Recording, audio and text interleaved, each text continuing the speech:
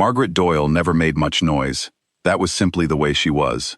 She did not talk about herself at lunch. She did not put certificates on the wall of the break room. She did not remind anyone how long she had worked at the Veterans Hospital or how much she had given to it.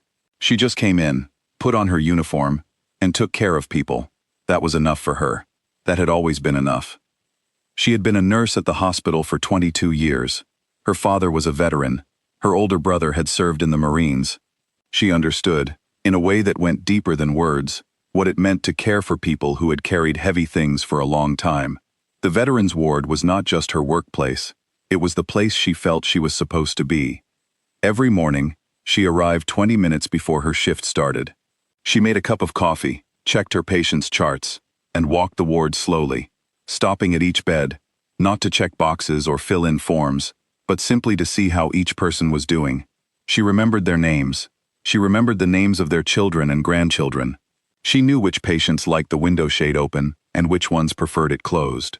She knew who needed a joke to get through the morning and who needed quiet company and nothing else. For 22 years, the veterans on that ward knew that when Maggie Doyle was on shift, they were in good hands. Then a man named Gerald Pruitt arrived. He became the new head administrator of the hospital 3 years before this story reaches its most important day. He came with a briefcase full of plans and a mind full of numbers. His job, as given to him by the Regional Health Board, was to make the hospital run more efficiently. That word, efficiency, became the most important word in the building. New systems were introduced, new rules were written, patient stays were shortened, staff schedules were tightened. Decisions that used to be made by doctors and nurses at the bedside began to be made by software and spreadsheets. Maggie watched it happen. She was not the kind of person to complain loudly in hallways or gather coworkers in corners for whispered conversations. Instead, she did what she always did. She used the proper channels. She wrote formal notes. She raised her concerns in meetings. When a new early discharge policy was introduced, one that sent patients home faster than she believed was safe, she submitted a written objection. When a support program for veterans struggling with difficult memories was cut to save money, she filed a formal request to have it reviewed. She kept copies of everything. Gerald Pruitt was aware of her. He did not see her as dangerous, not at first. He saw her as slow to change, resistant to progress, a person from the old way of doing things. He filed her in the back of his mind and moved on. Then came the night that changed everything. A 71-year-old veteran named Arthur Clemens was admitted to the hospital with chest pains. He was a quiet man with white hair and large, careful hands, a man who had spent 2 tours in Vietnam and never really stopped carrying the weight of what he had seen there. The new discharge system reviewed his case and marked him as stable, ready to be sent home after 36 hours. Maggie was assigned to his care that evening. She reviewed his chart. She checked his numbers. She looked at Arthur Clemens in his bed, and something in her told her that the chart was not telling the whole story. His color was not right. He was slower to respond than he should have been. She requested a heart specialist to come and look at him. The request was reviewed and marked as non-urgent. She was told to follow the discharge plan. She did not follow it. Instead, she stayed 2 hours past the end of her shift, sitting close by, watching Arthur carefully. At hour 3, his condition changed suddenly and seriously. The medical team was called. They worked quickly and well. They saved his life. Arthur Clemens was in the hospital for another 2 weeks after that night. He went home to his daughter and 3 grandchildren. He would later say that he did not fully understand how close he had come to never going home at all. Maggie filed a formal incident report the next morning. She wrote down every detail. She described what had happened with Arthur. She named the discharge protocol. She named the pressure that the new efficiency system had placed on clinical decisions. She named Gerald Pruitt's leadership as the source of that pressure.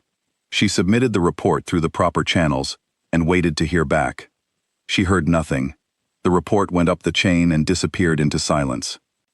6 weeks later, on a Tuesday morning, Maggie arrived for her shift as she always did, 20 minutes early, coffee in hand. Before she could reach the ward, she was told that Gerald Pruitt wanted to see her in his office. A human resources representative was already sitting in the room when she arrived. She was told that her employment was being ended. The reasons given were listed calmly: repeated failure to follow protocol, disruptive behavior, insubordination. She did not shout. She did not cry. She sat for a moment, then nodded slowly, as if she had always known this was a possibility. She was escorted to her locker. She packed her things in 12 minutes. She handed in her badge and her identification card. On her way out, she stopped at the front security desk and said goodbye to the young guard there, a man named Deshawn, who had worked the morning shift for the past 2 years. She thanked him for always being kind. Then she walked out into the parking lot, got into her car, and sat very still for a long time. What Gerald Pruitt had not stopped to consider, not even for a moment, was this. Veterans talked to each other. Arthur Clemens learned what had happened to the nurse who had stayed at his side that night. His daughter told him. She had heard it from someone at the hospital. When Arthur understood the full picture, that Maggie Doyle had been removed from her job because she had refused to send him home when she believed it was not safe, he sat in his kitchen chair for a long while and looked at his hands. Then he picked up the phone. He called a man he had known since his time in service, a retired Green Beret named Raymond Stokes, 62 years old, who lived 40 minutes away and still carried himself like someone who had never fully left the field. Arthur told him the story. He told it plainly and completely, without any extra words. Raymond Stokes listened without interrupting. When Arthur finished, Raymond was quiet for a moment. Then he said, "Give me a few days." What Raymond did over the next 2 weeks was not dramatic. He made phone calls. He sent messages. He reached out to men he had served with, and men who had served with those men. He explained what had happened. He asked a simple question. Would they come? 18 men said yes. They came from different decades and different places. Some had served in earlier wars, some in more recent ones. Their ages ranged from 38 to 74. Among them were a high school football coach, a retired judge, a firefighter, a small business owner, and several grandfathers. Some had physical injuries that stayed with them every day. One used a cane, 2 came in wheelchairs, but they all came. None of them had been patients at that hospital. Not all of them had ever met Maggie Doyle. What they shared was something simpler and deeper than that. They knew what it meant to be cared for when you were at your lowest point. They understood, without needing it explained, what it cost someone to stand up for another person, when the easier choice was to stay quiet. And they knew, in the way that people who have faced serious things together tend to know, that some moments require you to show up. So they showed up. On a Thursday morning, 22 days after Maggie was let go, Gerald Pruitt arrived at the hospital to find the main lobby quietly occupied. 18 men stood near the reception desk in 2 rows. They were calm. They were respectful. They were not there to cause a scene. Each of them wore something green. A beret, a small patch, a ribbon, a scarf. Several had medals pinned carefully to their jackets. The receptionist, a young woman named Keisha, who had worked at the hospital for 2 years, later said that the lobby felt different the moment they walked in. Not frightening, just different, serious, in a way that made the air in the room feel heavier. Raymond Stokes walked to the front desk and asked, in a polite and steady voice, to speak with the head administrator. He said they were there about Margaret Doyle.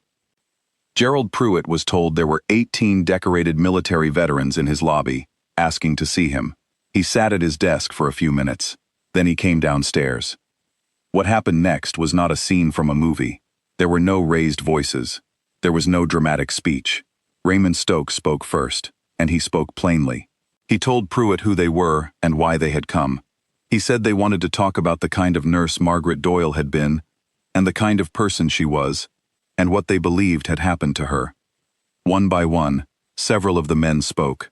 They talked about their own time on the veterans ward. They talked about what it had meant to have someone who genuinely cared for them. A man named Calvin, who had lost his left leg years earlier, in a place far from home, said something that stayed with everyone in the room. He said that Maggie had once sat with him for a long time after he received very difficult news, and she had not said much. She had simply stayed. He said, she didn't have to do that. Nobody told her to. She just did. The retired judge placed a bound folder on the table in front of Pruitt. It contained 47 written statements from veterans, former patients, and family members. Every statement was about Maggie Doyle.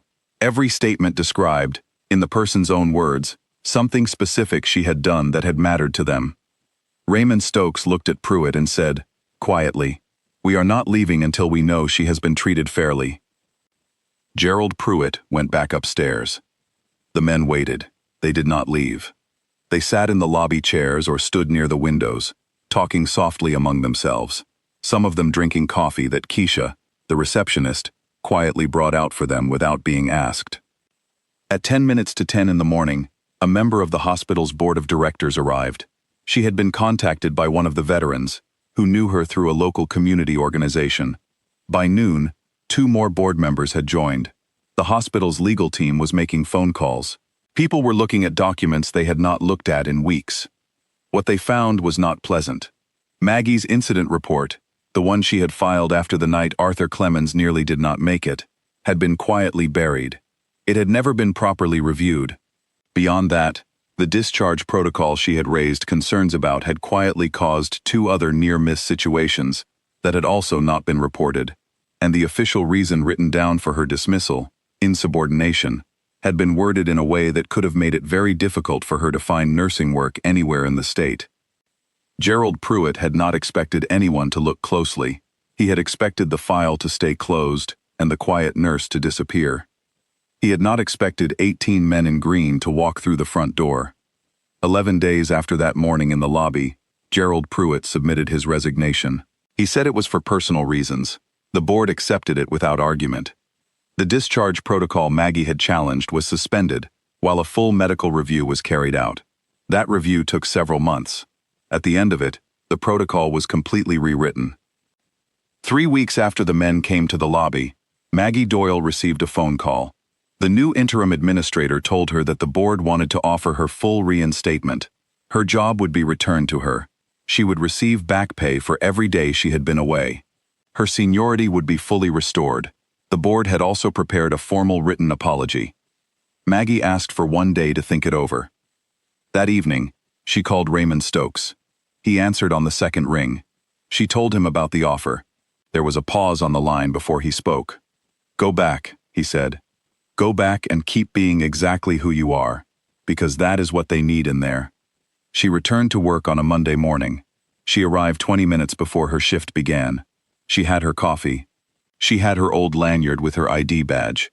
She walked through the front entrance, and Deshawn, the young security guard at the front desk, looked up and saw her. He stood up from his chair. He started clapping. Within 30 seconds, 4 other staff members had joined in, then more. A small crowd formed near the entrance, clapping and nodding. Maggie shook her head. She told them it was too much. She told them to stop. They did not stop, not for a little while. Then she walked to the veterans ward, picked up her first chart of the morning, and got back to work. Arthur Clemens sent a handwritten letter to the hospital board. It was 2 pages long, written in careful, steady cursive. The last line said, "A good nurse is a kind of soldier too. Treat them like it." Raymond Stokes and several of the men began visiting the veterans ward regularly after that. They helped connect patients with resources, sat with men who had no one to visit them, and attended community health meetings to make sure the patients' voices were heard. They did not do it for attention. They did it because it needed doing. Calvin, the man who had lost his leg, came back to the hospital 6 months later for a routine procedure. When the intake nurse asked him for his information, he paused and looked up. "Is Maggie Doyle still on staff here?" he asked.